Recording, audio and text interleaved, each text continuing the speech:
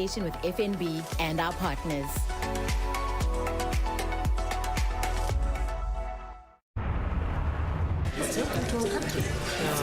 Things are never going to change. Excuse me, the one thing you can be sure of is change. Things are always changing. And in Mzansi, this is the home of change. You know, we live by a code here. Yeah, We know if we don't change, things won't change. and biggie for biggie. Mark me a change, he saw. Yes, power. Power to the changeables. Changeable. And sometimes it's the smallest change that makes the biggest difference. Switch to FNB, Bank of the Changeables.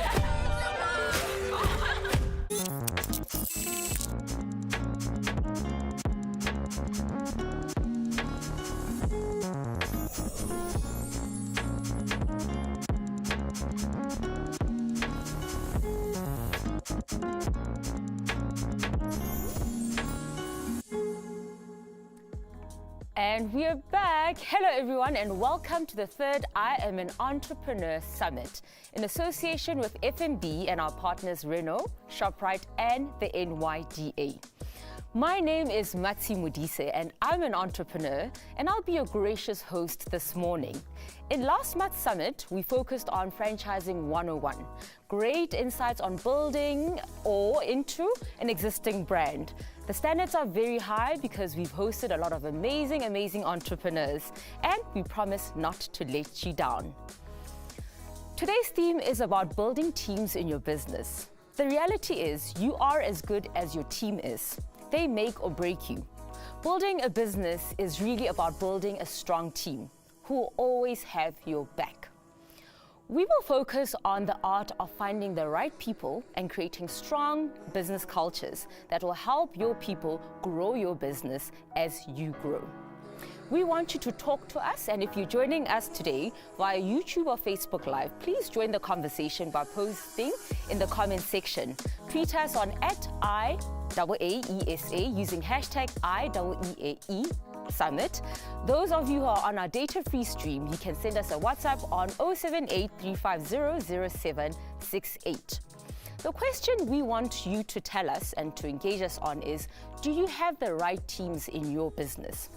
What is the most important characteristics in the type of people that you want in your company? And how do you incentivize your team to help you build your dream?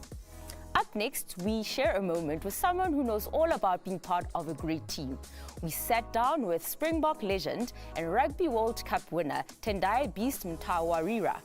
He's been a part of world-class winning teams in the world of sports, and now he's using those lessons in his role as Chief Executive Officer of Umlundi Security.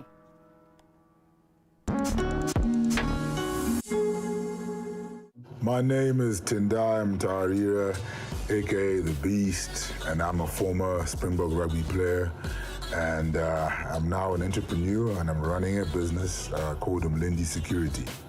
I got into entrepreneurship because I believe in taking risks.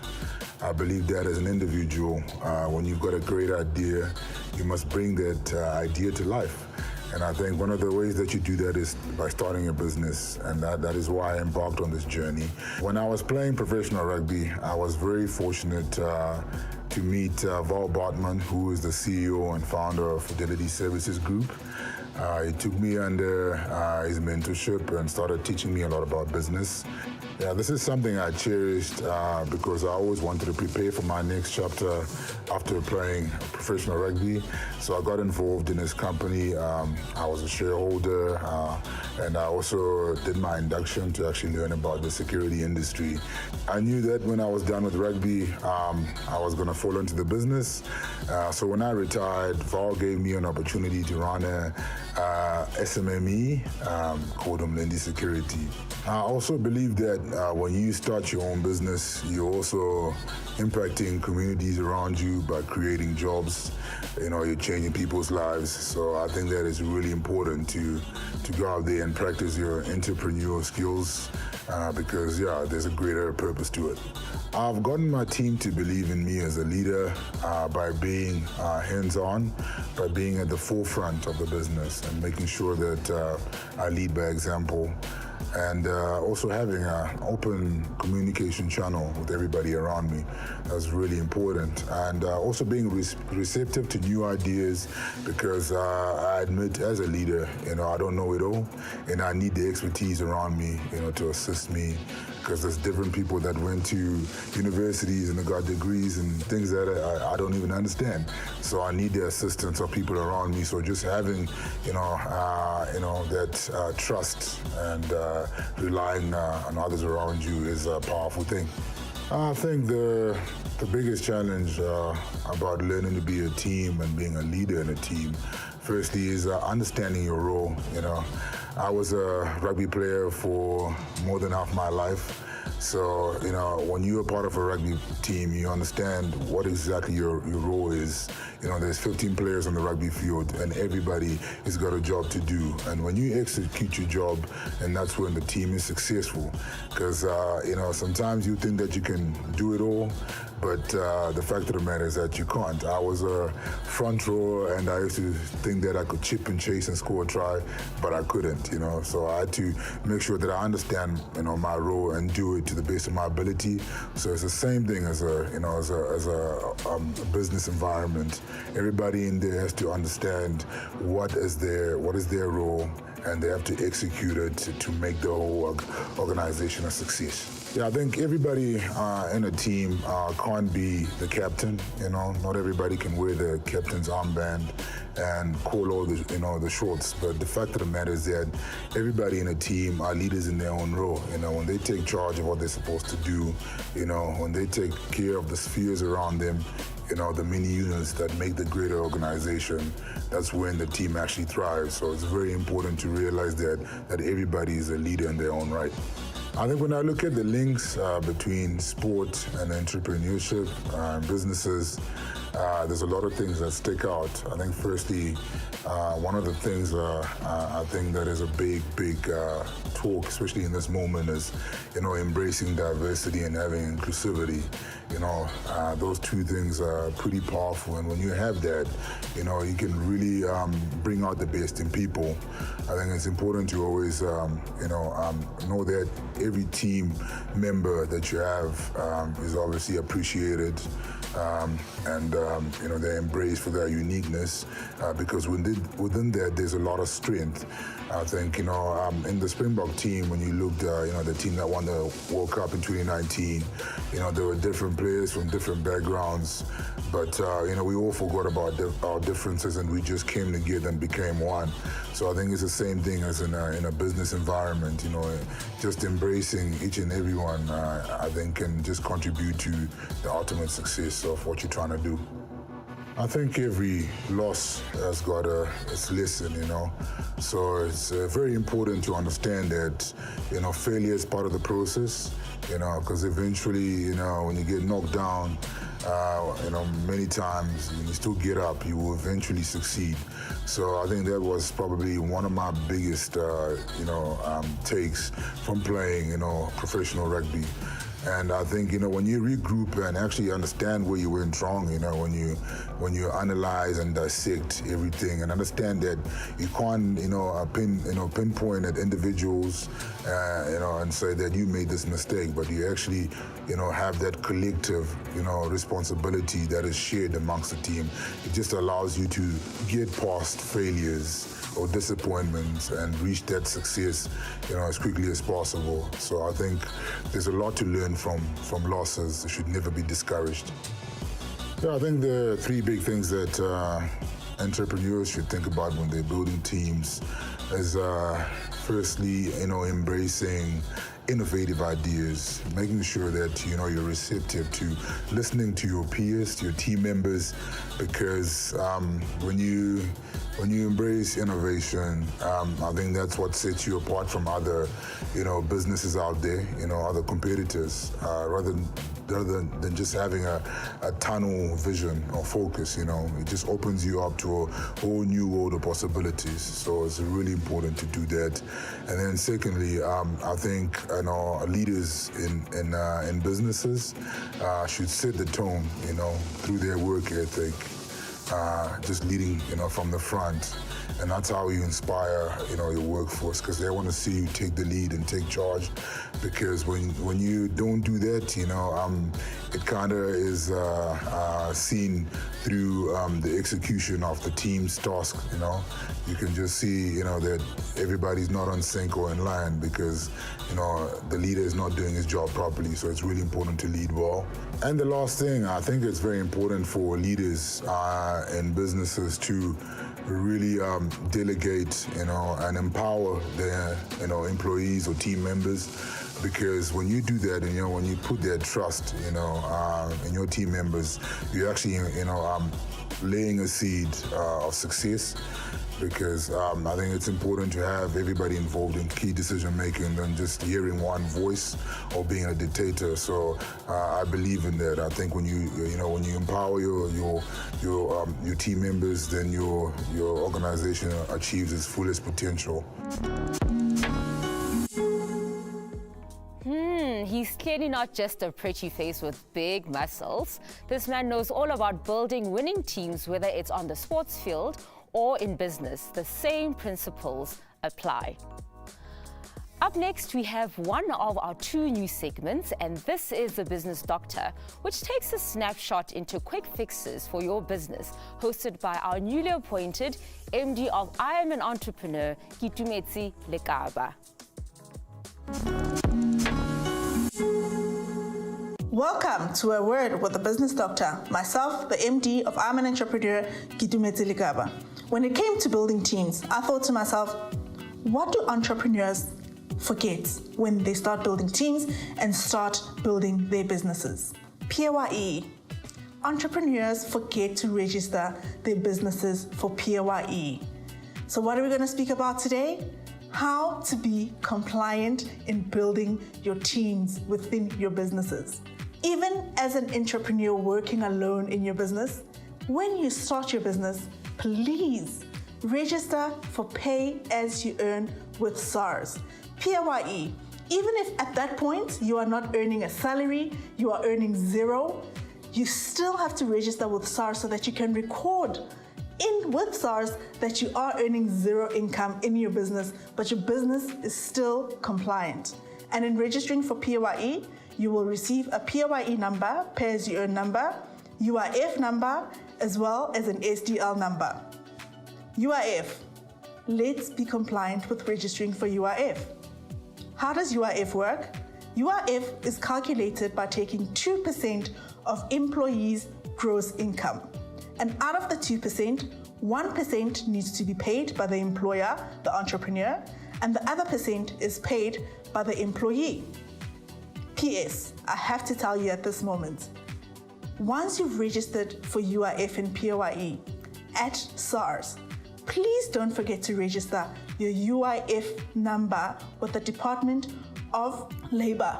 SARS is really a vehicle that collects the money, but the Department of Labor is what facilitates UIF and UIF claims. So once you've done your registration with SARS, don't forget to register with the Department of Labor. And every month, you have to submit the returns with the South African Revenue Services, SARS, before the 7th of each month, to keep yourself, the entrepreneur, compliant, your employees compliant from a PAYE perspective, as well as your business compliant from a PAYE perspective. Because when you are looking for that tax clearance or when you are looking for a good standing letter, PAYE is one of the things that will appear on your letter of good standing. If you are not registered, if you aren't submitting your returns, it will pick up that you are not compliant with PAYE and with SARS. And lastly, when you are doing your PAYE, UIF, and SDLs, I always have to say this, even if you are going and submitting zero returns, what's important is to submit, and what's important is to keep proper records for your employees, especially with UIF, so that at any point where there are emergencies of pregnancies that are not paid, maternity leave that is not paid, or you have to retrench, your employees can at least go and claim back from the Department of Labor, from the UIF that has been paid through the compliance process.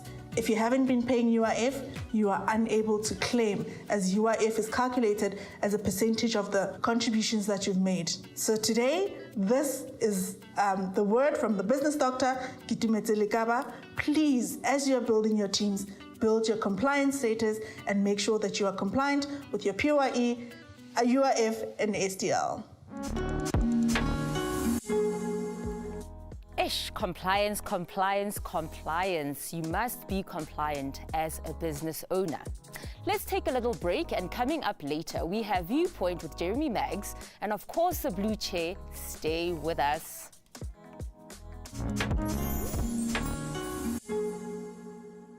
Hey, does your bank give you a guide on how to run your business? Yep, it's on Fundaba, which puts all I can learn about business right here. Fun what? Fundaba.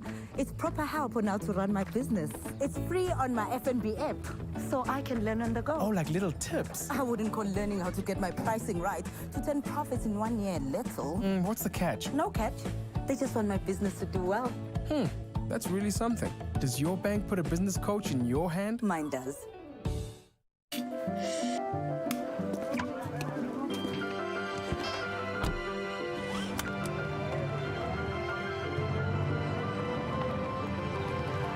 You didn't have to drive here. The all-new Renault Triber. Space for everything. Renault, most fuel-efficient brand in SA. Welcome back to I Am an Entrepreneur Summit in association with FNB.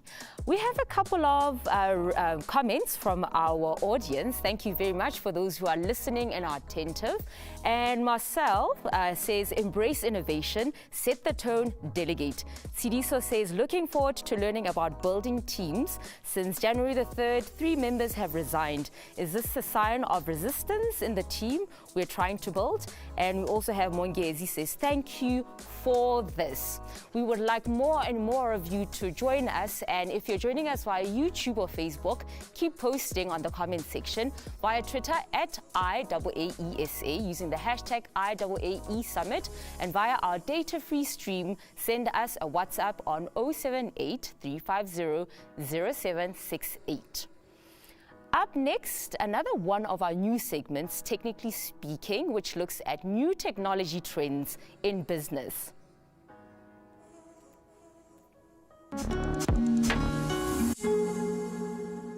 Meet ShopRite's new Money Market account, where your money matters. If you're running a small business, such as a spaza shop, or you're an informal trader, you usually can't afford to accept anything other than cash. The Money Market account from ShopRite allows your customers to pay you directly to your cell phone in a way that makes financial and security sense to your small business. How? Because there are more ways for you to get paid. Customers can pay you by downloading the new ShopRite app and registering for a Money Market account, scanning your unique QR code, or directly to your cell phone using USSD. Here's how it works.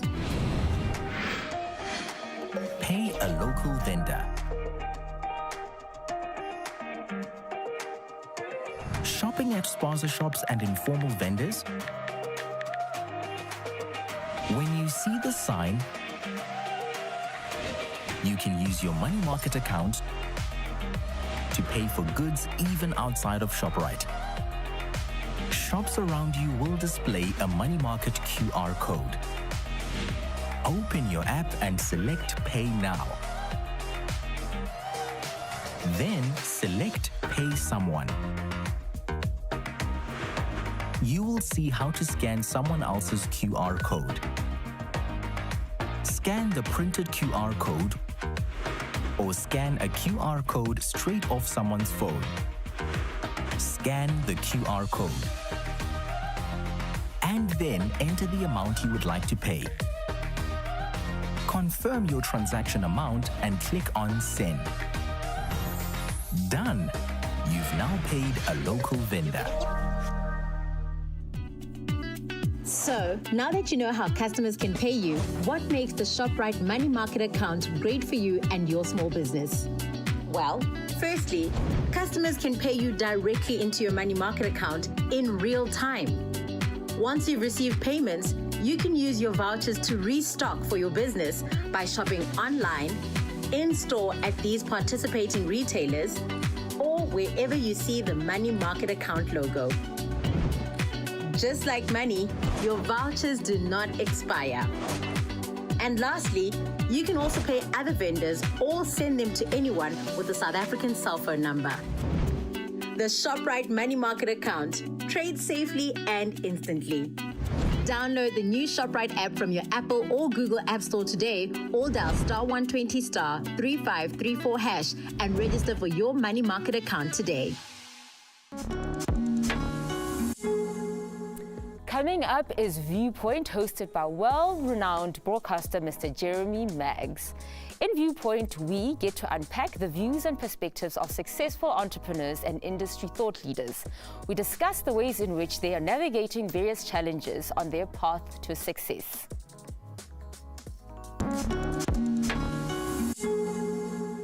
Hello, and a very warm welcome to Viewpoint, where we try to unlock and unpack the secrets of successful people and to give entrepreneurs all the lessons, the edge, the tools that you can use in your entrepreneurship journey. I'm Jeremy Maggs, and in today's program, we're going to deal with the crucial aspect required in building and managing teams. That is so important as far as success is concerned. What are we going to do?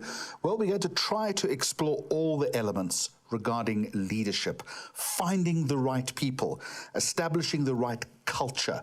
You're going to hear that word culture a lot in this conversation, and also making sure that teams deliver optimum and constant performance. We've got two fascinating guests for you today, and fascinating because they come from very different aspects of leadership, but both know well about building teams. First of all, Mabusa Modise from the e-commerce beauty brand retailer Beauty on Tap. And sitting next to her is Joey Monjalo, who is the defensive coach of the 2021 Currie Cup champions, the Vodacom Blue Bulls. So to both of you, a very warm welcome, and let's talk success for the next 20 minutes or so. Mabusa, I'm going to start with you. My understanding is Beauty on Tap, it's an e-commerce platform. Yeah.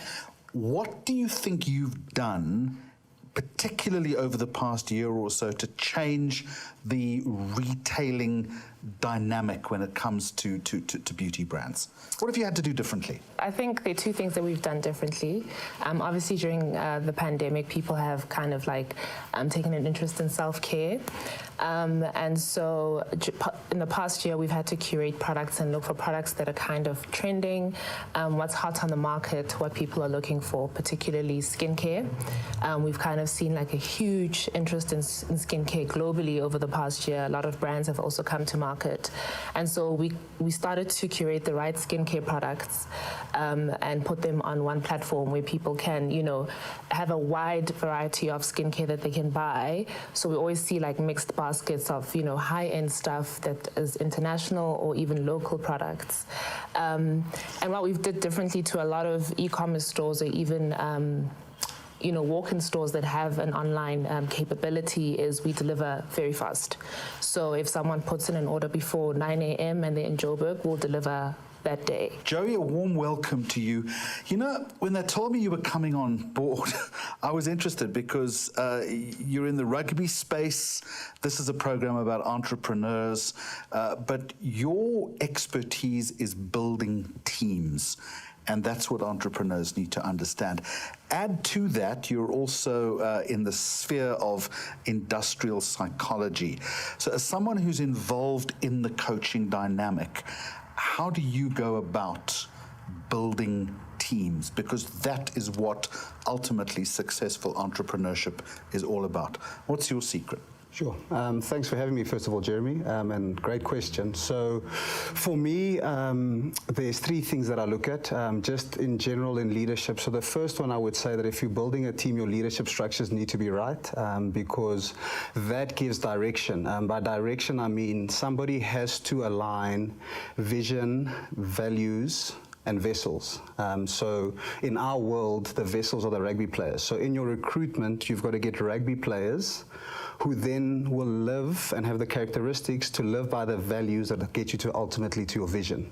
So it's that part, but somebody has to lead that, right? So in the leadership space, which is very close to my heart, is I've got a leadership model that I've named default play. And all it is, it's an interplay saying, I don't mind whatever your leadership style is, but if you're starting as a leader, there's three things I believe you've got to do really well. The one is that you've got to care.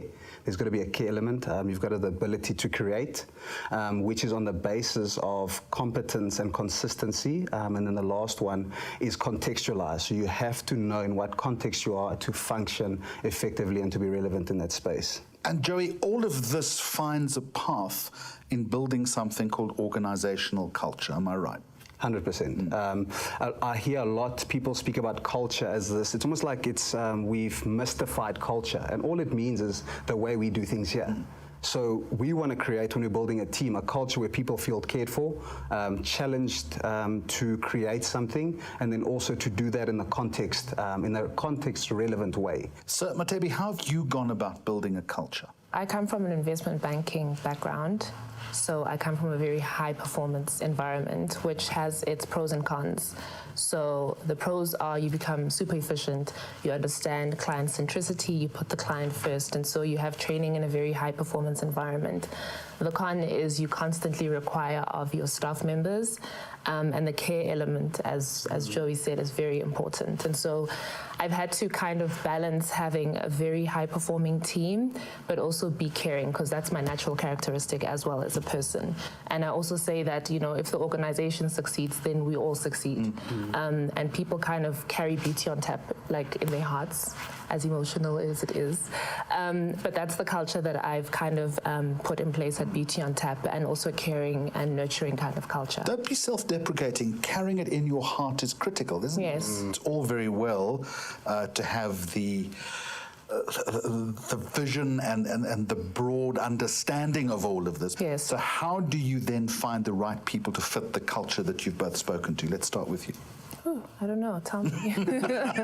I'm constantly looking, yeah. So I think the one thing I always ask in interviews is, how would you want to grow within this organization? Within 5 years, what would you want to be doing? Because we interview a lot of people who are into like the beauty and the cosmetics and want free cosmetics to take home, and they kind of fall into the trap where they're wooed by the glamour. You show them the door, because that's, yeah. I don't show them the door. I try to teach them and say, I try, I try, to tell them to visualize where they want to be in 5 years' time and say, okay, cool. What are you going to do within the organization to get there? And how can we help you get there? And so I always hire people who want more for themselves. And those are people who just inherently work harder. And that's who I love bringing into the organization. But you can't select people in your sphere on culture alone. They also got to be selected on performance. It's a completely different area, isn't it? So for us, humble, hungry, and hardworking, Triple H, right? So you can tell a guy's hunger if he wants to go to the next level or not. You get some certain players who they've reached their standard, they want to stay there, they don't want to be challenged 100%. So you'll see the hunger in somebody's ability to want to go to the next level. The humility is just the way, my disposition towards people. You can see that. So if you're walking to the airport or wherever other people's company, the way I treat my fellow peers is important to us, even my fellow people. And then the last one was humble, hungry, and hardworking. I still believe to this day that hard work is one of the most underrated things. We're all finding short ways, so we want to see a little 2-second YouTube clip to give me the bullet to success. It's not that. I think literally, if you work hard, that's 90% of success for me. Hard and smart, though. Yes. I agree on that. Matebi, let's talk about unique South African cultural markers, if we can. Common cause that we live in often a male-dominated patriarchal society.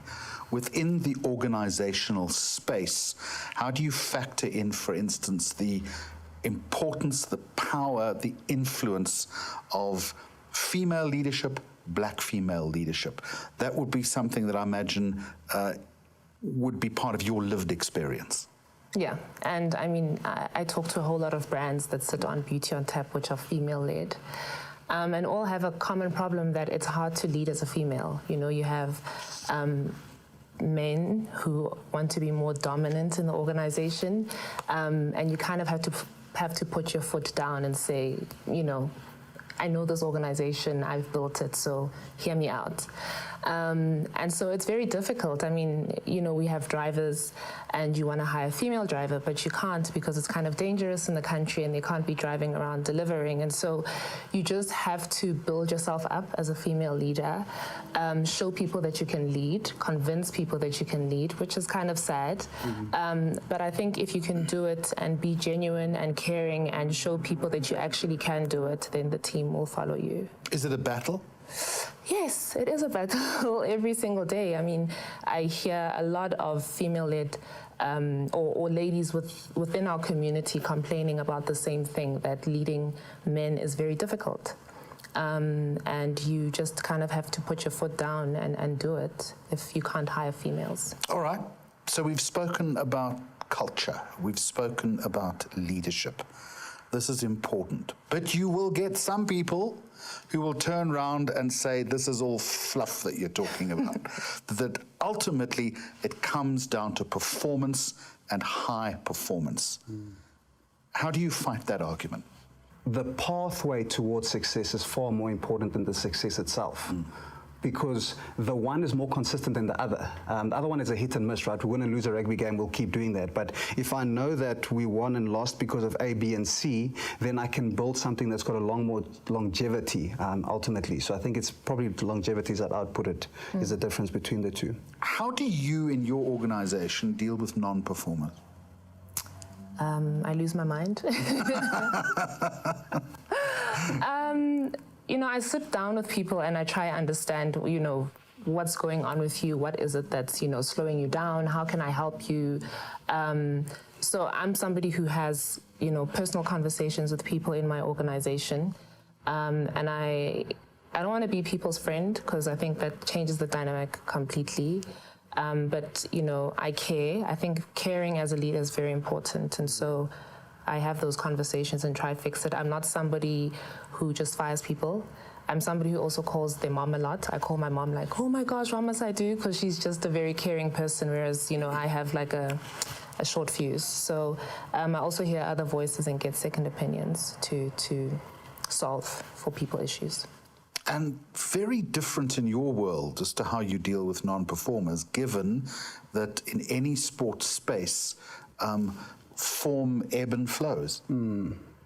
So I'd almost say back to what Ms. Marisa is saying about care. If you go that acronym again, where the C is to create, places to commune and communicate, the A is to give attention, the R would be resource, reward, and review. So for us is to say, okay, have I given the player the best possible resources for him or her to perform to the best of their ability? And if they have, then I've got to find a way to reward them. So they're going to say, okay, yes, they got intrinsic reward, but I've got to say, hey, I acknowledge that, right? So well done on that. And then the review part is if we haven't got it right. And then we like to speak about if your effort and your attitude is right and you make a mistake, we can handle that. The mistakes that are tough to handle is when we feel like you've been lax in your effort, you've been lax in your attitude. Your attitude, I just speak about your disposition, your hunger to get something done. If you then lack, then that review process becomes a tougher process. So for us, leading the system is to say, okay, have we given you the right resources? If you haven't succeeded, then it's either the resources weren't right or you might not be the right resource for us. And it's not a throwaway. We believe massively in a growth mindset, and to say that not yet. So you're not there yet, Jeremy, but we can still get there. I want to come to the end of this conversation, and I'm going to put you both on the spot just a little bit. Don't look too nervous. You've both listened to each other in a fascinating conversation. Sport and beauty, they really are yards apart. What have you learnt from the sports space in this conversation that you can take back with you? So we were actually saying earlier when we were talking, I was saying it's so interesting that you talk about sports like this and you can apply so much of it to entrepreneurship. So I've heard him using acronyms and that, you know, he has like kind of not templates, but he has fixed... well, there's a methodology. It's a methodology. And for me, our culture kind of just flows, right? Because, you know, we're a startup, we're still trying to figure ourselves out. And so I've learned that maybe we should actually have, you know, mission statements and visions and have a lot more structured cultural policies in place. So I've actually learned something today, and maybe I can go back to the team and talk about the CARE acronym.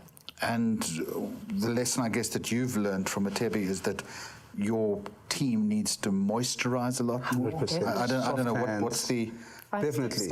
So if you got soft hands, you can catch the ball better, 100%.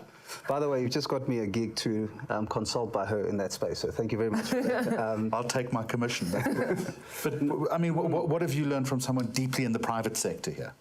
I just love that they've built something on the back of the community. So in our default play model where there's care, create and contextualize, they're completely in the contextualize section. So everything they're doing is relevant and it's appropriate. So I'm taking that away to say then if I'm one day a head coach of a team, a big team, is to say, okay, what if, and we're based in Pretoria, what are the people of Pretoria saying? And what sort of a brand of rugby do they want to follow? And to listen to that and apply ourselves where possible to meet that need. Because if they could build a business off of that, we can certainly build a team off of that for sure. And to both of you, I thank you for coming onto the program today. The big lesson that I take out is that it's about developing a culture, it's about understanding leadership, but something which is critical. It's listening, it's having those templates of performance, and most importantly, whether you're in the beauty business or the sports business, it's also about having compassion and empathy. Thank you very much for watching. What an inspiring combination of guests with Mr. Mags. Humble, hardworking, and I forgot the other one, but absolutely certainly good characteristics of a winning team. After the break, we want to hear from you, your thoughts and views on building awesome teams. Talk to us. If you're joining us via YouTube or Facebook, posting on the comment section. If you're joining us via Twitter, at IAAESA using the hashtag IAAE Summit.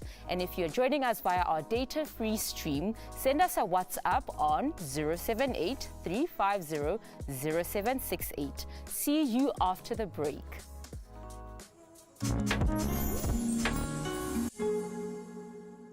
Your bank helped get my startup off the ground. FNB does. Oh, okay. With the first business zero account. But you've got a job. Office hours pay for my after hours. Ah, you mean side hustle? No, my business. And that's why I have a business account that has 0 monthly account fee. All my swipes are free. Plus, I get data from FNB too. Wow. Wow is getting paid anyway. Work that hustle. I told you, it's not a hustle. It's a business. And that's why I'm with a business bank. Okay, I hear you. Does your bank help you start your business like that? Mine does. The Constitution of the Republic of South Africa states, everyone should have access to sufficient food. So at ShopRite, we made our bread only 5 rand and kept it there for 5 years. Everyone has the right to a basic education, yet a third of South African girls miss school because they can't afford sanitary pads. So we created a pack of 8 for just 5 rand. Every citizen has the right to choose their trade, but to work, you need sustenance. So we make filling meals you can buy for a single coin.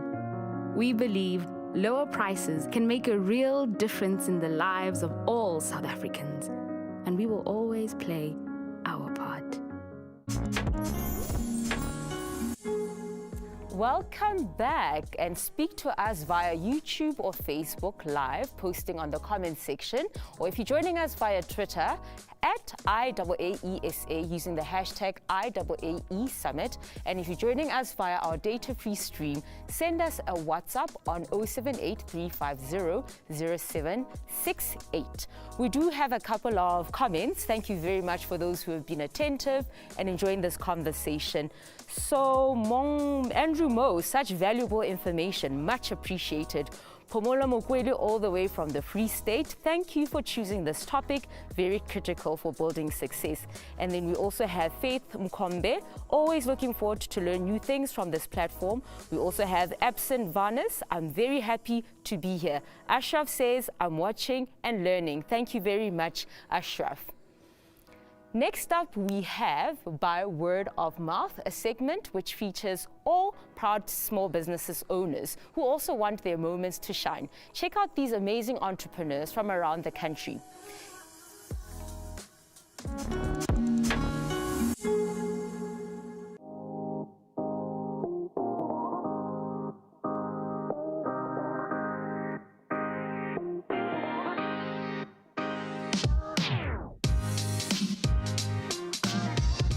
Hi everyone, my name is Katlagongake. I'm Idumele Melesi. And we are Rooted Craft Brewery. Rooted Craft Brewery was established in 2018. We as brewmasters, we handcraft, manufacture and distribute alcohol.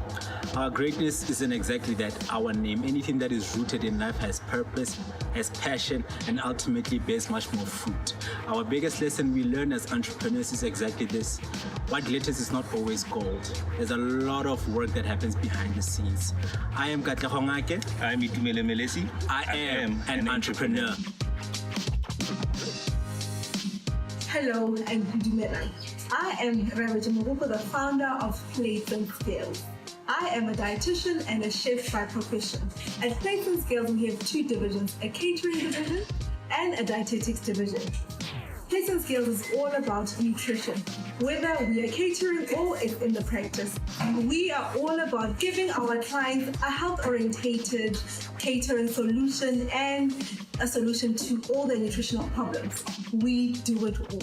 Plates and Scales is situated in Midrand, Glen Austin, and is an all-black females company. I am Jabu, the owner of Plates and Scales, and I am an entrepreneur. Greetings. My name is Nantando Molefe Jagavola, and I am the founder of Patsima Jewelry Designs. Patsima Jewelry Designs is a company that specializes in custom-made designer jewelry. What makes Patsima Jewelry Designs special is that we focus on direct customer client satisfactory service. We also have an international footprint, so we have exhibited in countries such as Hong Kong, Paris Fashion Week, New York, as well as Miami and Fort Lauderdale. My greatest learning as an entrepreneur is to always maximize the time that you have in a day. Being an entrepreneur is a game changer, and it's very important to learn from your mistakes. My name is Nantando Molefe Jagavola, and I'm an entrepreneur.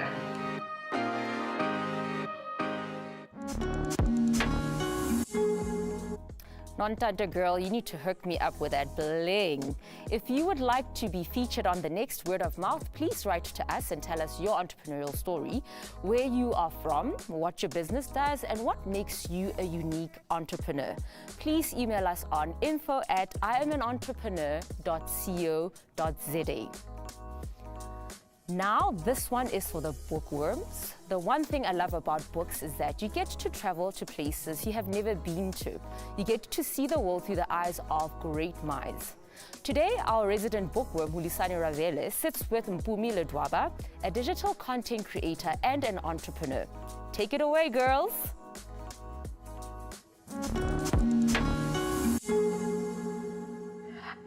Welcome to On the Bookshelf. Now, Musi, I am hanging out with digital content creator, entrepreneur, and she is the owner, hold on, I must get this right, of Anino Beauty.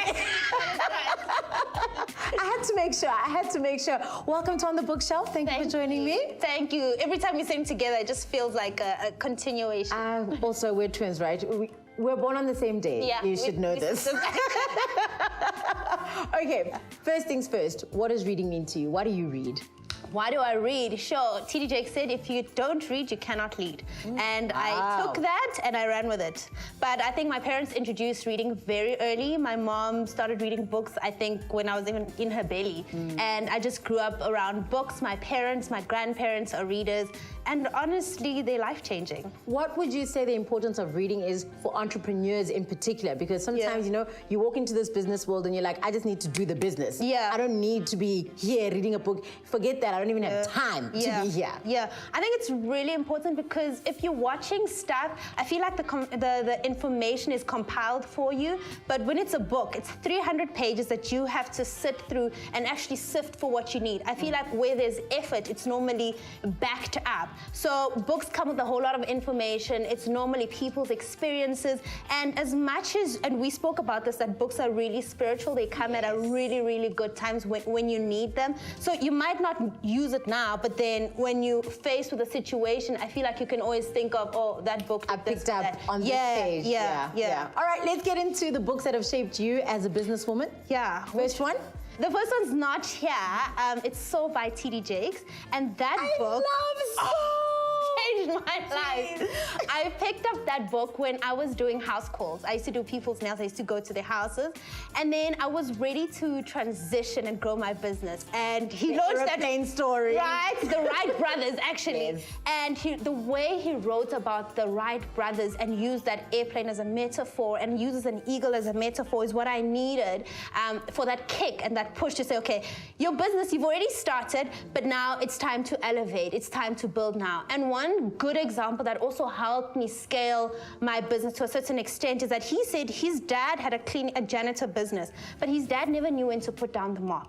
Wow. And I always thought about that in my business, that at some point I need to put down the mop. I need to put down the nail file. I need to stop doing the actual nails and be the one who runs the business. So that's what that book actually did for me. And I think the thing about Saw is that a lot of people would think T.D. Jakes and think it's just spiritual, but Not actually, even. it's actually a very entrepreneurship book. Extremely. It's a business book. It's a practical book. It's got your day-to-day steps, but also it's got that spiritual aspect as well to back it up. Because I do think, the foundation of all things is, but it's very practical and it's for everybody. It's universal, in fact. Okay, staying on a spiritual note, let's go to Marianne Williamson. Yeah. A Return to Love.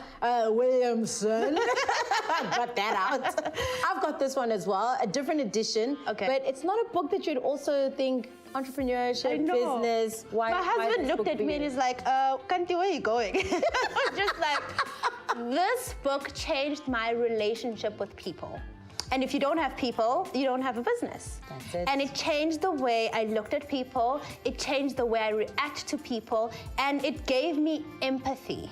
Empathy for people. So when I look at my staff members, I don't just look at people who are coming to make sure that my clients are happy, but it's people who have a story, people who've been through things, and people who are trying to go somewhere. And at the end of the day, all we want is to be loved and to be accepted.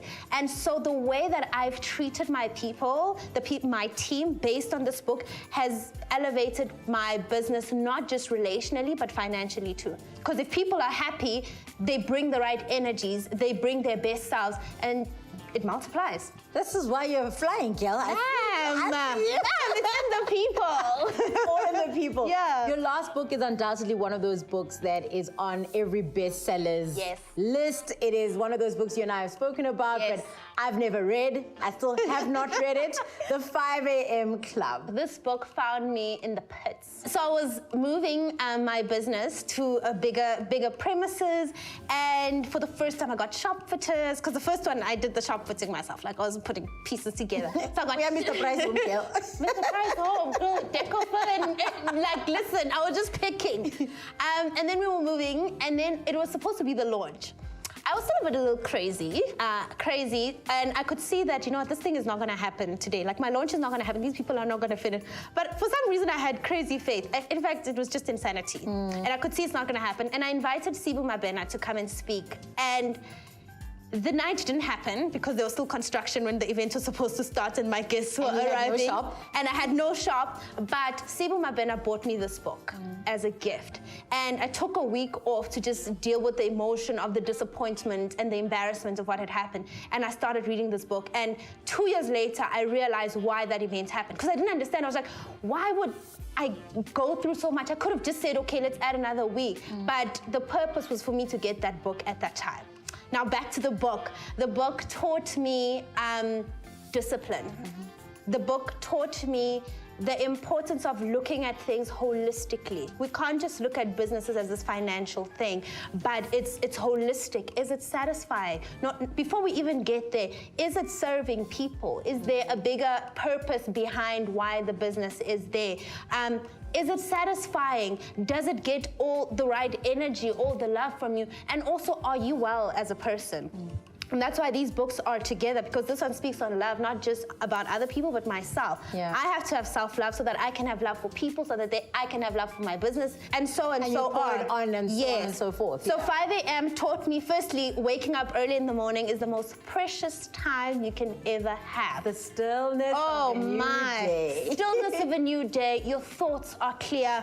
I believe it's the time you have the most energy, like contrary to popular belief. You've got the most energy. And I began having a routine. I actually started writing down things that have actually come to pass. I keep my journals and I go back to when I started reading this book, and those things have come to pass because there was just so much intention backed. I wasn't trying to look at my phone, looking at emails, but I'm trying to write my goals down. There was intention backed in writing down my goals. Waking up in the morning, journaling, meditating, being still, going to exercise, taking care of my physical being so that I can be healthy and energetic for my actual business. And more than anything, he talks about, he uses two people. One is an artist who's not making it because they're talented, but there's no structure behind anything. There's no planning. And then the one is an overworked lady who's successful, but she's burning out. So we could be on either side. And so often we are either one or the other. Exactly. Yeah. And throughout the book, he teaches to just find that balance. Yeah. The balance that everybody says is so elusive, but it actually is attainable, and it should be the center of all our goals. Absolutely. Because you can't be all things to all people. No. And that includes your business.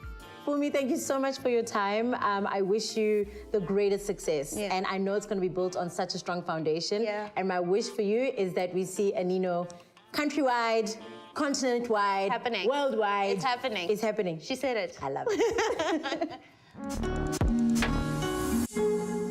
Gosh, you can see they are twins by the way they finish each other's sentences. Thank you, ladies. Well, Bishop T.D. Jakes is definitely my eighth wonder of the world. How do you manage to turn the word into principles of love, life, and in this case, business? I totally love his work, and Bumi, thanks so much for sharing that with our viewers. Next up, let's hear from FNB's head of sales, Lorraine McAnder, who is having a conversation with our MD, Kitumezi. They will discuss how FNB can help you build your business.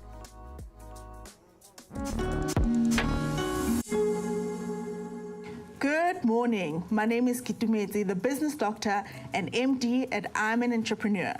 As we continue exploring the theme of building teams, I'll be speaking to Lorraine McAnder, Head of Sales at FNB Free State. She will be giving us her insights and how FNB can help us in building our teams and lessons that she's personally learned in building teams and setting teams up for success. Hi, Lorraine. Hi, Kitumezi. Thank you for having me.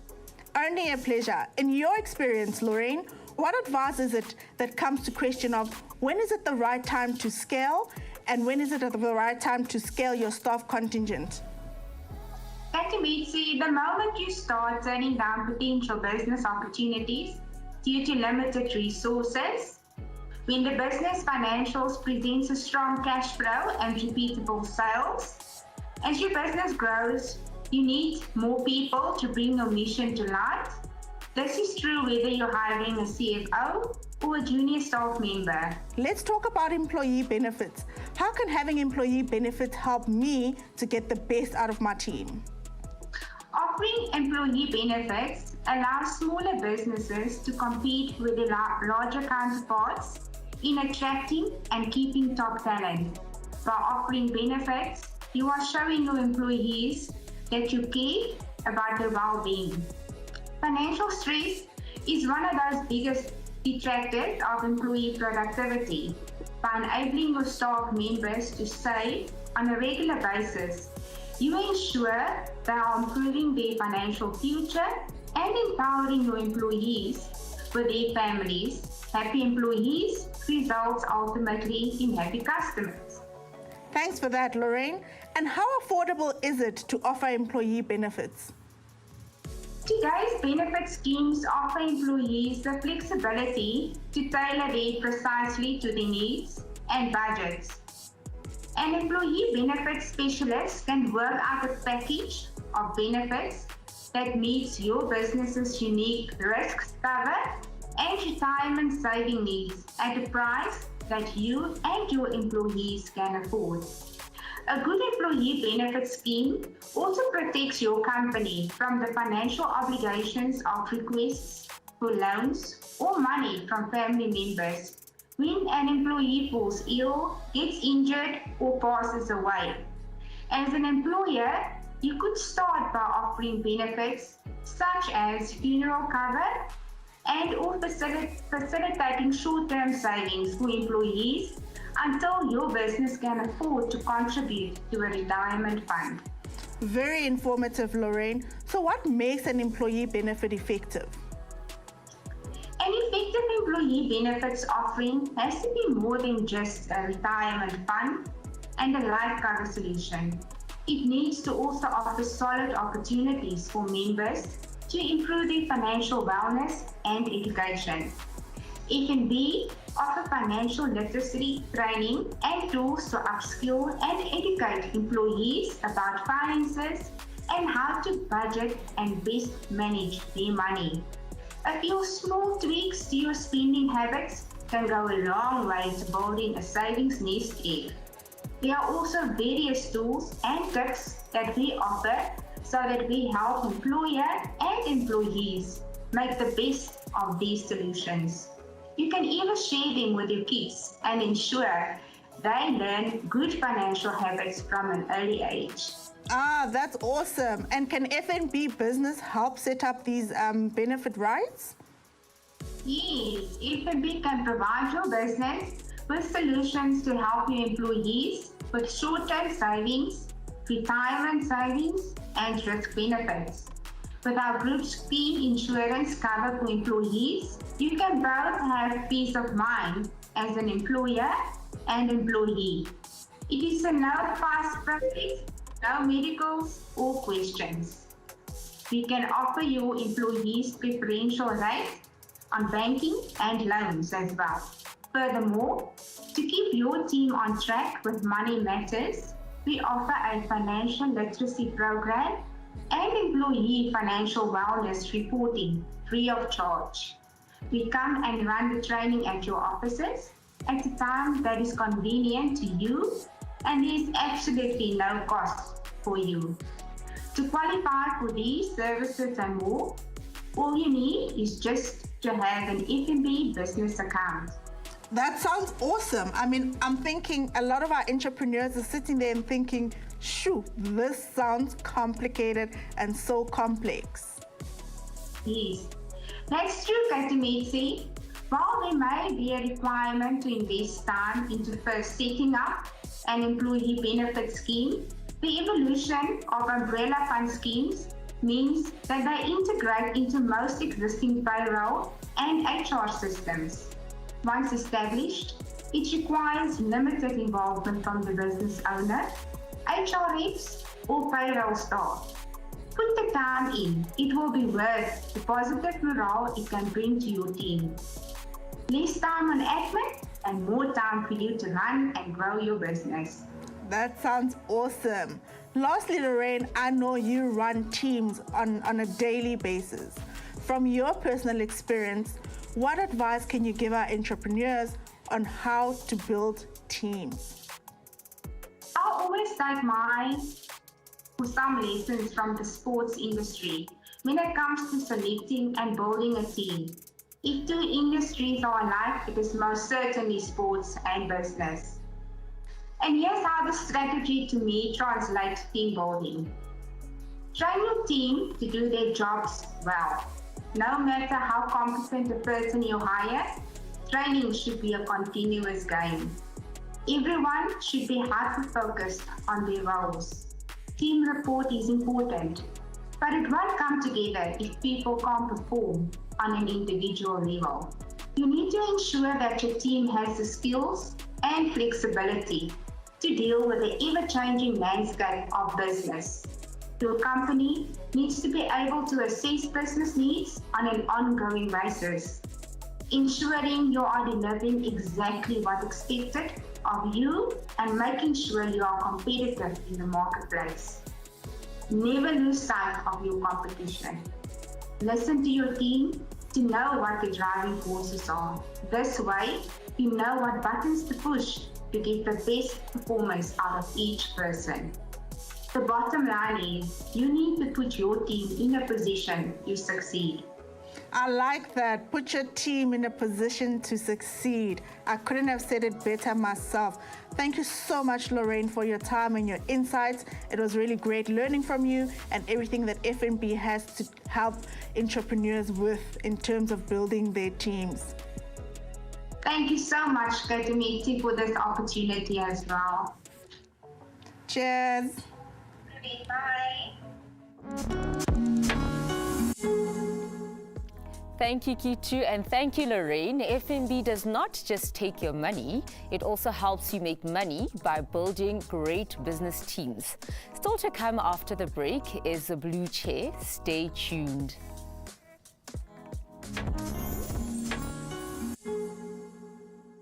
Hey, does your bank give you a guide on how to run your business? Yep, it's on Fundaba, which puts all I can learn about business right here. Fun what? Fundaba. It's proper help on how to run my business. It's free on my FNB app, so I can learn on the go. Oh, like little tips? I wouldn't call learning how to get my pricing right to turn profits in 1 year little. What's the catch? No catch. They just want my business to do well. That's really something. Does your bank put a business coach in your hand? Mine does. Oh, it's Mom. We're driving. Oh, no, Dad. It's hands-free. Hey, honey, don't forget the move. Oh, okay, honey. Thank you.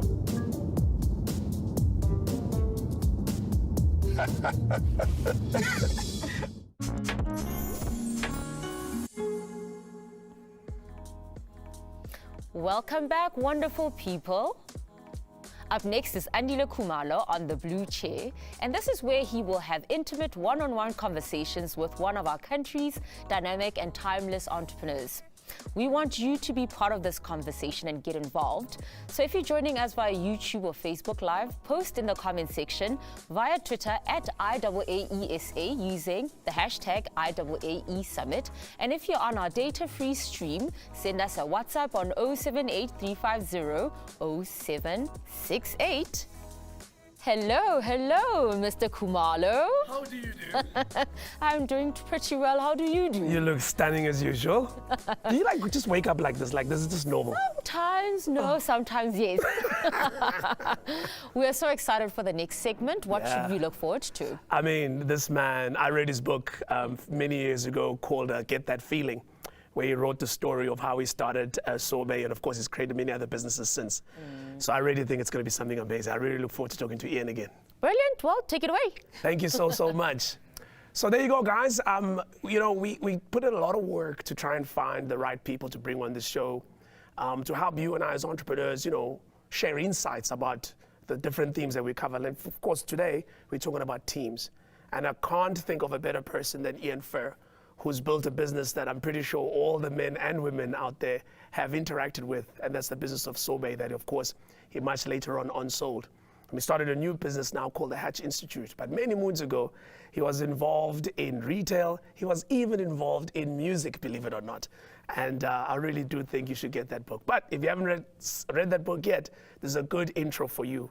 The team and I went to go and visit him and hear more about his thoughts about how to build a winning team.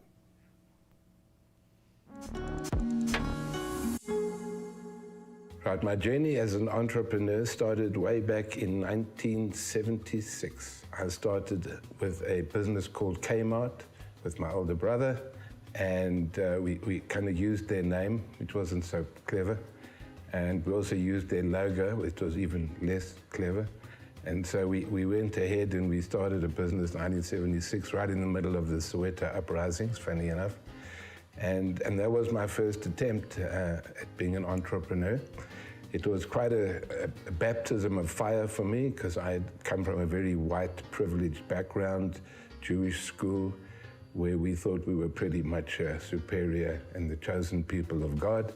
And so I came into the work environment, and all of a sudden I was met with thousands of black customers and staff, and I was the only white person in the business at the time.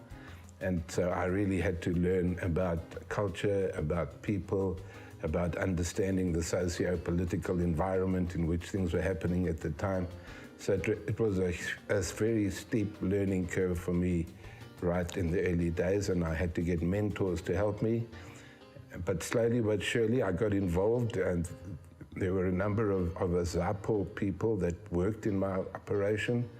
Mabusa was one of them. He was the leader of a Zapo back in the 70s, and he came out of prison, and he asked if he could come and work at Kmart because he was banned from public gatherings, but he could work. And so I all of a sudden started learning a lot about black consciousness and being politicized and understanding where the country was going. So I was kind of uniquely privileged in that way as well, not only from my white privilege, but privileged because I was able to be exposed to what was really happening in South Africa. And then all of the things that I learned from the socio-political point of view, I started to use in my businesses as I developed them. So halfway through the Kmart experience, I met Leta Mbulu and Kaifa Semenya. I was introduced to them by our black partners. Kmart was the first company in South Africa, as far as I know, to have black shareholders and directors. And then after that, because of my exposure to race relations, I decided to start a race relations consultancy back in 1991 called Labour Link. Then after that, I went back to Kmart, which then became Supermart, because Kmart in America took us to court for using their name, and we lost that case, despite the fact that we had been using the name for 12 years already. And we lost that case in 1988, and then we changed to Supermart, and that Supermart business was eventually sold to Edcon and in 2002, and they then converted it into Jetmar. And then when I was left with nothing to do after the sale of Supermart, I found out that there was an opportunity in the beauty salon business, and so I started Sorbet, and then I launched in 2005 with 6 outlets. First 4.5, 5 years was really tough, trying to get my culture going and trying to franchise a business that nobody wanted to franchise. But by the end of 2009, early 2010, it started to take off. I sold Sorbet in 2017, and then from there, I suppose the rest is history. Then I decided to have a short break.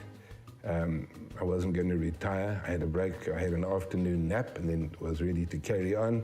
Started a new business called the Hatch Institute, which is a coaching and consulting business, and teaching people in other companies and entrepreneurs in particular all of the lessons that I had learned over the years. We've got a new name for it. Cultureneering is how to build a strong culture in a diverse workforce that will lay the platform for obsessive customer service. Sorbet was very much a family business.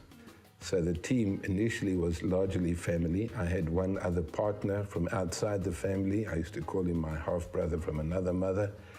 And he was my partner, but the rest of us were all family. All 3 of my children and my niece were the key players in the team that ran Sorbet.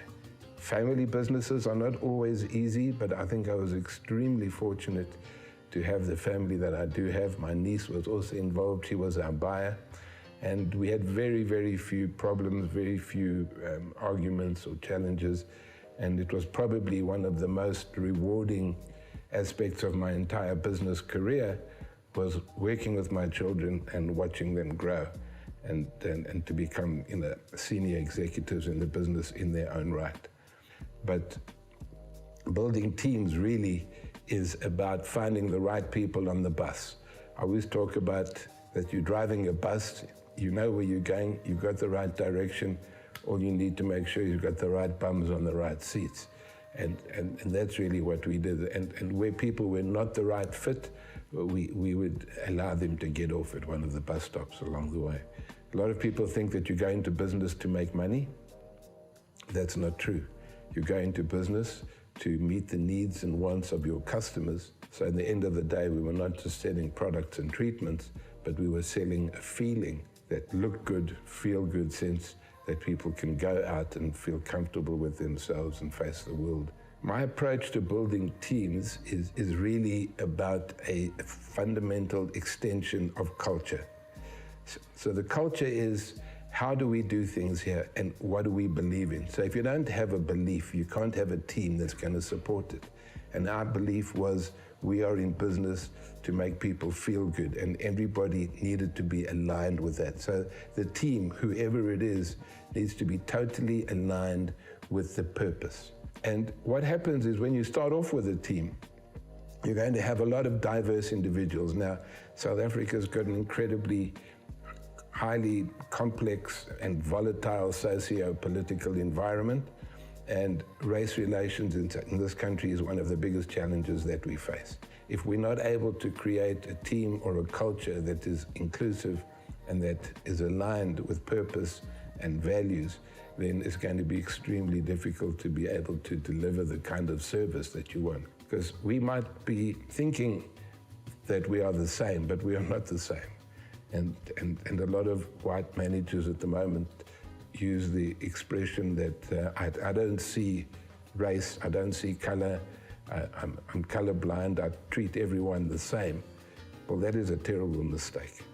You can't do that, because you can't treat someone with a different life experience and expect it to be the same. So it's disrespectful to even say something like that in a diverse environment. We cannot really move forward in business or as a country if we do not understand each other better. If we don't understand how we got ourselves into this mess in the first place, how are we ever going to move forward? I think the biggest challenge in building a team is getting everyone aligned. Some people come to work to make money. Some people come to work for a purpose. Some people come to work because they want to learn things, they want to grow and develop. And the average individual in South Africa comes to work for a salary. So when you're trying to build a team, you need to make sure that people understand why they are there in the first place. And that is not about making money. It's always about creating in people's minds the fact that service comes before reward. And so when people started to shift their thinking from I'm here on a job to make money to I'm here to serve the needs and wants of people, then all of a sudden the business started to shift and to change. And then we grew from there, and it started growing to the point that we would be opening 30 franchise stores per annum. Managing the emotional side and the human side of business, it's not something that you are just born with. You need to learn how to deal with the emotional side of business. So at the Hatch Institute, I do a lot of life coaching for leaders in business. And that has become a very important part of my work, so that every single leader, every entrepreneur needs to have some sort of life coaching about how to deal with their own emotions, their own biases, their own prejudices, and how they are impacting on other people. Because you can't go out there and transform a business or transform a culture if you're not able to transform yourself.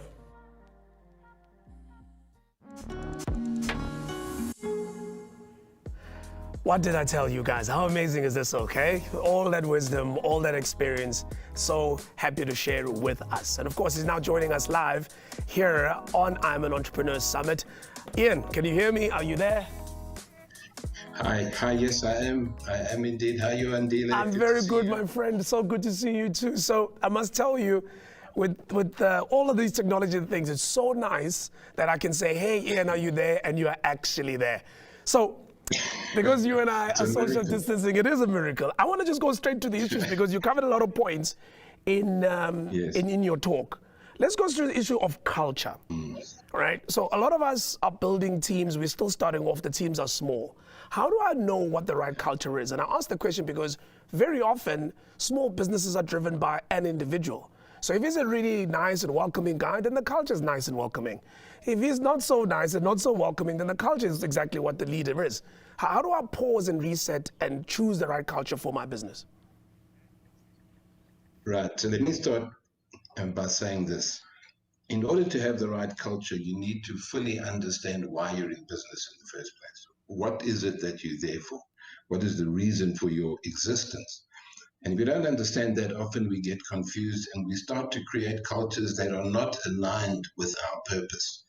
So what often happens with startups is they will start up a new business as an entrepreneur, and everyone's very excited about the concept and the idea, and it's all wonderful, and they start building it and they try and get it off the ground, and as soon as it starts to get traction, they'll employ people, and then halfway down the road they'll realize, oh my word, I don't really have a proper culture. This culture has just developed itself. Yeah. And so I strongly recommend that when you start up, you need to have the culture in mind right up front. In other words, you need to understand your purpose, what it is you're trying to do. And that purpose is always about customers. It's what are you going to impact on your customers? How are you going to make them feel? So at Sorbet, we said, it was about touching people's lives and making them feel good about themselves. So once you have an idea of what it is you're trying to achieve, you can then start to create some sort of alignment with people in the organization so that everybody that comes in there understands why they're there, understands why they come to work. Most people, as I said in the talk, come to work to make money. Yeah. And that's a mistake. You don't come to work to make money. You come to work to meet the needs and wants of your customers. And if you do that well, you'll make lots of money. So the culture has to start right from the beginning, not halfway down the road. That's the key to the whole thing. So follow-up question, you talked about being on the bus, you talked about having the right people in the bus and the right people and the right bums on the seats. So now I've got my bus and it's going well and I've got the right people and they're all in the right seats, but then one or two of them don't do what they should be doing. And the immediate temptation of most entrepreneurs is to take over and do it yourself.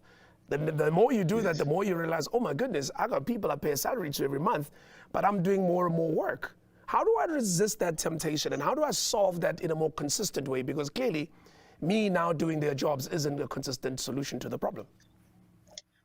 Absolutely, that is definitely not the right solution. So when you have the wrong people on the bus, you must encourage them to change their views and their paradigms so that they're more aligned with those of the organization. And if they refuse or if they're not able, we would invite them, very politely to get off the bus. Because at the end of the day, you want the right people, and that's critical. So I used to make it very clear when I was running my induction training programs at Sorbet that if you didn't agree with our philosophy, you weren't in line with our thinking and our purpose, then quite frankly, we weren't really interested in having you in our business. It was as simple as that. Wow. All right. Then I've got the right people. We go through the different stops and to follow Ian Fuhr's advice, we get to a certain stop. Some people may politely leave the bus and the bus continues. But here I am now. I've got this really great person. They're really doing well. And I want to give them more responsibility. How do I balance between overwhelming someone, giving them too much too soon, with empowering someone and giving them more and more responsibility so that they stay and they're motivated, etc. I often find that we as entrepreneurs struggle with that balance. Am I overwhelming this person by giving them way too much too soon? Or actually, am I doing the right thing by just giving them more and more responsibility? How do I make that decision? How do I balance that? Okay, that's an excellent question, Andile, and it's not always straightforward. But the point is that the person has to have a sense of belonging. They need to feel that they are accepted and respected first before you can start giving them loads of work. That they are comfortable with their purpose, they're comfortable with the way they're being treated, that there's dignity and respect and fairness, etc., and that their contributions are valued. Once you have that, you can start to put more and more responsibility onto them.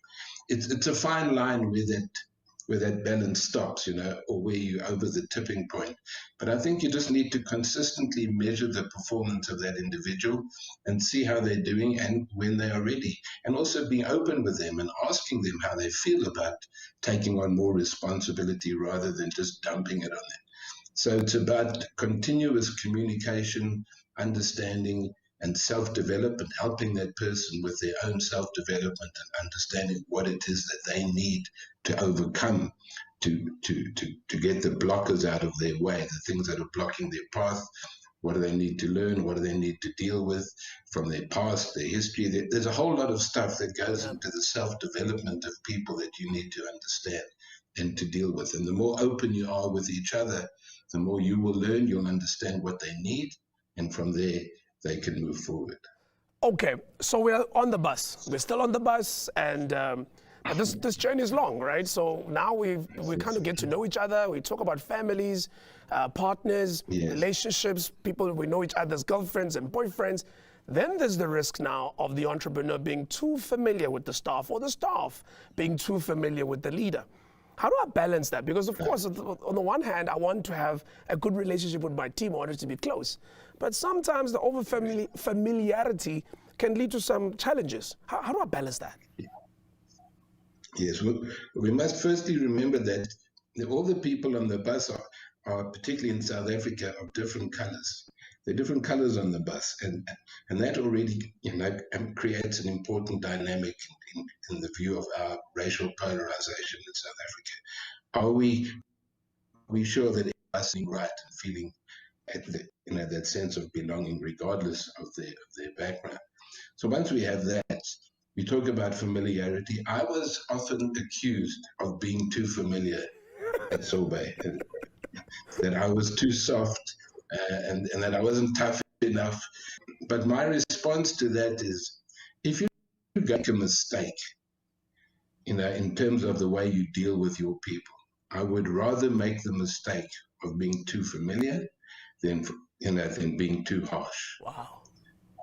Wow. All right, we're going to pause it there, ladies and gentlemen. As you can see, our conversation with Ian Fuhr, a serial entrepreneur, I'll call him, a man who says he took a break, but it was one afternoon nap and he was on it again with his new business, the Hatch Institute. We're going to be back after this short break. Remember, send us your questions, hashtag IAAE Summit. Of course, social media, all the platforms, and also our WhatsApp line. Make sure you send me questions, because after this, I'm going to be posing some of the questions you have.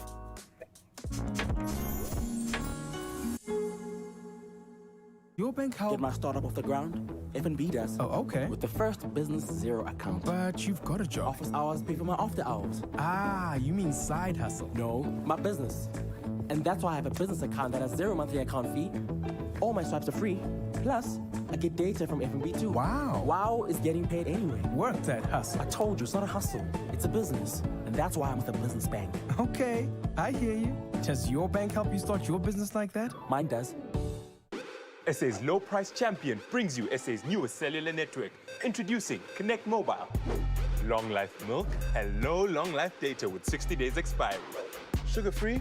How about 100 megs free every month for 6 months? And with extra savings, you get up to 25% extra free airtime and data every time you recharge. Join Connect Mobile in store today and get what you've always wanted.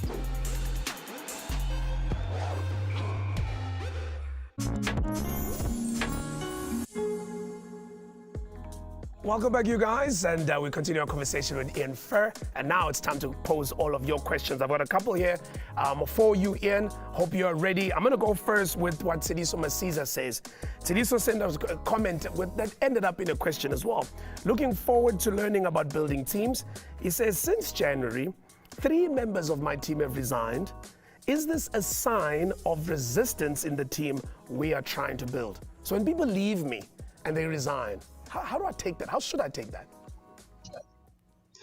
Yes, I would be concerned if 3 of my team members resigned, because there's always going to be some kind of underlying sort of reason for that. And to unpack what it is, we need to ask them why they left, because if we don't understand that, then we're going to continue to make the same mistakes.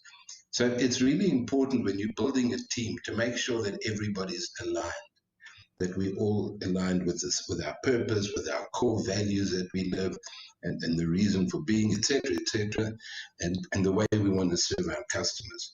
If some people are not aligned and we force them and we don't bring them on board, that's when there becomes a bit of discomfort within the team dynamic. And it's also maybe, the fact that people are resigning is also maybe a reflection on the culture that people are not feeling safe in their environment, that they're not feeling free to speak up without fear, that they are feeling a little bit resentful of the fact that their views are not being heard, or that their views are not being allowed to be heard, etc., etc. So we need to look at ourselves. At Sorbet, I always used to say, when someone said, I've got problems with my team, I'd say, run to the toilet, go and look in the mirror, and then look at that person, raise your arms in victory, and say, I have discovered the enemy, and she is me. Beautiful, absolutely beautiful. Just follow up on that question, though. What do you think of exit interviews? One of the human capital people told me the value of, now your employees resigned, have decided to move on, just spending the time to say, what was your experience like in our organization? What are the good things? What are some of the bad things? Do you think there's some value in having exit interviews? Yeah, there's lots of value in that, Andile, because particularly when 3 people are leaving, you definitely want to know why they left, but not the superficial reasons. You want to dig deep and fully understand what the problems were that forced them to leave. Right. So we must be careful, because when things happen that we don't like, we're pretty good at blaming the other people and saying, well, it was their problem. But unfortunately, we're not so good at looking at ourselves and saying, what have I done, or what am I not doing that is causing the problem? Absolutely. Well, we're going to move on to the next question. The next one is from Joyce, and this one is a team dynamic question at a different level. So these are not people that work for you. These are your business partners, which is always a tough thing in business. So Joyce says, glad to be learning so much from I'm an Entrepreneur. Thank you very much. Thank you, Joyce, for tuning in. I am challenged by a co-owner's inability to separate emotions from business and tends to abandon their role. How does one deal with this, as it's posing a risk to the business? What does Ian tell me? Okay, so what I would do with that situation, I would have one-on-one life coaching with the various players involved, and to get to the bottom of why, whatever those emotions are, and why are they coming out of this. So if we don't get people, if we don't understand where people are coming from, and this means looking at their history, their lifestyle, their different times that they have in life, all the different things have created in their lives, which are causing the results and perhaps this emotional response. So the more we understand each other, the better we'll be able to deal with that. So I do life coaching for individuals so that we can unpack what are those things that are blocking people and standing in their way.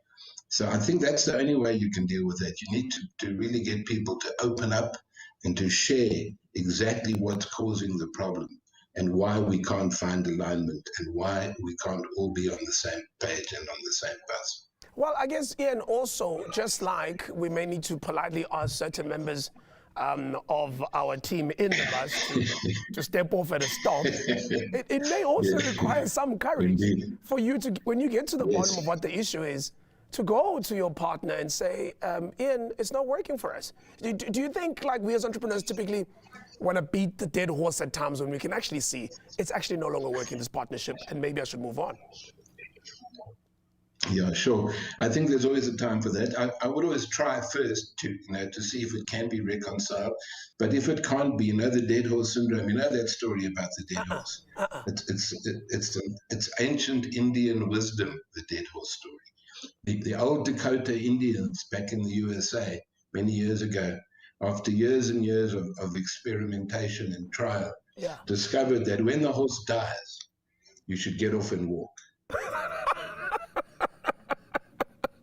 When the horse dies, you should get off and walk. Oh, wow.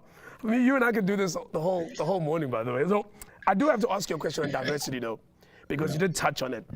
And I ask it from the context of, as an entrepreneur, I found a business. I'm typically most likely to employ people like me, that talk like me, that are men like me, that may even speak the language I speak, that like the things that I like. And what typically happens is I don't have a lot of diversity, certainly in the early days, because it's just easier for me to hire someone like me. How important is diversity? Not so much for the corporate environment, but for a small business when I'm building a team. What value is there for me to have a diverse team? Look, I think there's always value in having different perspectives in business. If you hire everyone that's just like you, then you're going to just end up with one train of thought, which is yours. If you want to get people's points of view, you want to get people with a different background, a different perspective, a different experience. So there's a lot of value in diversity. And what happens in small businesses, bigger ones, we find ourselves trying to assimilate our way of thinking. And that's really dangerous. We want to hear what others have to say. You know, we call it paradigm paralysis. When you can't change your views, stuck in your view, and you want everybody to you. And we prefer to have paradigm flexibility, which I'm open to new ideas, I'm open to change, I'm open to what other people have to say, so that I can transform myself. Very often in business, we are trying to transform, build a culture, but often those leaders have not yet been able to transform themselves. Absolutely. A critical element of any culture is the leaders need to understand their own issues, blocking their way, not to lead and transform other people. Absolutely, absolutely. I have a final question for you, and it's about a very important issue that you already touched on. You talked about the fact that in your journey, you worked with your family, and Tumelo is a family business question, because those are always dicey, right? So Tumelo is asking, I'm running a family business, and it is sometimes difficult to separate where family stops and business starts. What strategies or lessons can I implement to keep the balance and also not make other staff members feel like some type of way? Okay, all right. Well, that is. I mean, I could speak about that for a couple of hours, but it's. I think the real issue is it depends on how aligned your family is in the business. If you have people that are stepping on each other's toes, family members, and there's a lot of conflict and disagreement and misalignment, then I would definitely try and separate business from family, separate. However, in my case, I was very fortunate that we were all very, so, for us, business never stopped in the family. Every dinner we were talking business, and every time we were in business, we were talking about dinner. So it was, it was just a way of life for me, but I understand that there are times when that is not going to work. So I think it's just about trying to get people as aligned as possible, and then finding your own boundaries and what is going to work for you.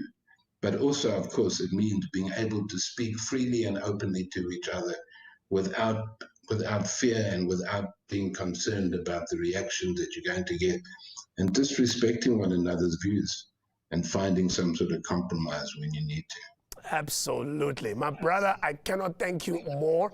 Thank you so much, Mr. Ian, for always finding time for us as I'm an entrepreneur. For those who don't know, we also had Ian many years ago as a guest entrepreneur at I'm an Entrepreneur Summit, just like this one. So it's so good to see you, my good sir. Thank you again. All right.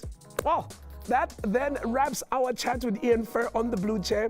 What an amazing guy. Great insights. What do you make of it? Super, super awesome. I don't think you would have gotten that far without a super awesome team. You know, Ian Fuhr is everywhere you go. Driving to the studio, there's a sorbet, there's sorbet man. So he's an evolution of business and such an inspiration. Absolutely. Well, thank you very much, Mansi. It's an absolute pleasure, AK. Coming to a close. We're nearly at the end of today's summit. Very grateful that you were able to join us today, and hope that you took away many, many lessons. But before we go, we must leave you with some pearls of the hustle.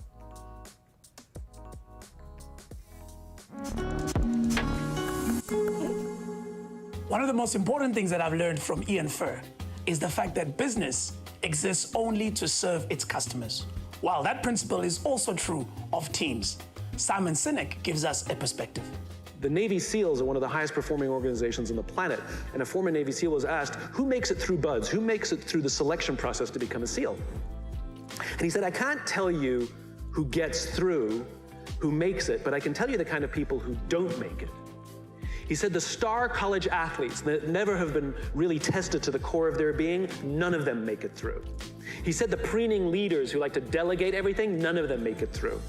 He said the big tough guys that come in with huge muscles, covered in tattoos, who want to prove to everyone how tough they are, none of them make it through. He said some of the guys that make it through are skinny and scrawny. He said some of the guys who make it through, you will see them shivering out of fear. He said, but every single one of them who makes it through, when they're emotionally exhausted, when they're physically exhausted, some way, somehow, they're able to dig down deep inside themselves to find the energy to help the person next to them. Service, service, giving to another, having their back, is what makes the highest performing teams in the world. Not their strength and not their intelligence. It's their willingness to be there for each other.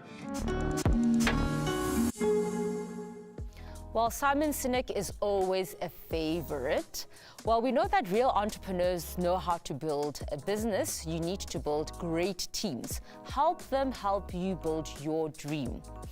As much as you need to be motivated, your team must also be motivated. Be firm, but be fair. Empower them with the skills, with the tools, because they need to make you win.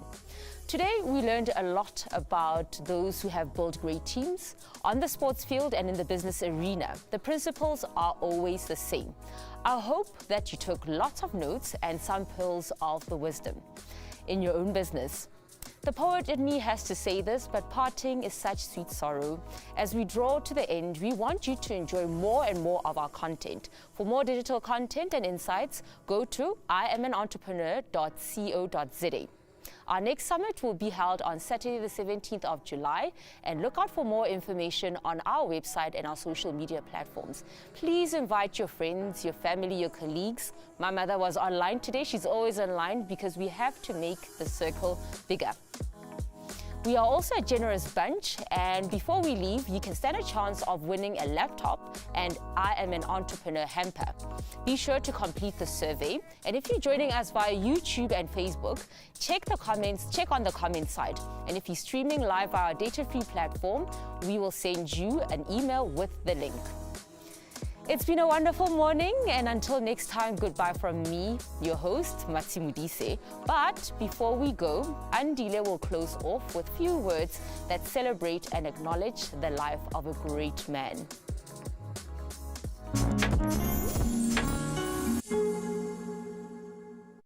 Hey guys, I just wanted to close by sharing my heartfelt views about the loss of a great man, great not only to me, to many other entrepreneurs and professionals, and that's Mr. Jabu Mabusa. I met him many years ago in, I guess, the streets of business, and larger than life, always given opportunity, always supporting. In fact, even on this particular platform, he's been a guest entrepreneur a few years ago here at I'm an Entrepreneur, talking about his past, talking about his history and his journey all the way from taxi driver to essentially creating the gaming industry that we now know. So I just wanted to send, on behalf of the I'm an Entrepreneur team, our sincere condolences to his family, his wife and his children, and all of his friends that are out there in the world, and I really mean the world. He's touched and impacted so many lives, and I thought we'll just share with you some of our memories as I'm an Entrepreneur of Mr. Jabu Mabusa.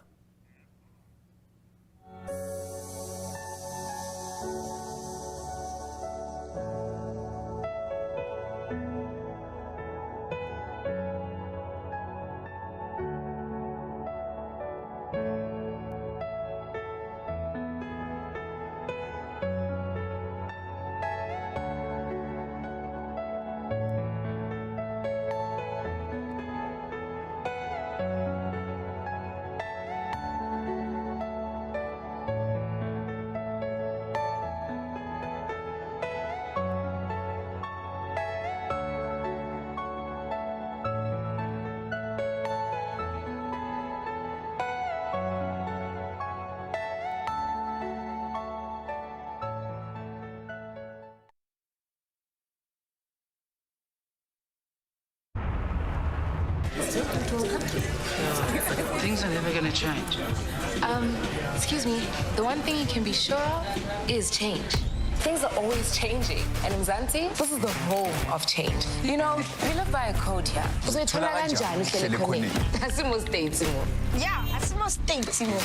We know if we don't change, things won't change. And Biggie Mark me of change, he saw. Yes, power. Power to the changeables. The changeables? What does that mean?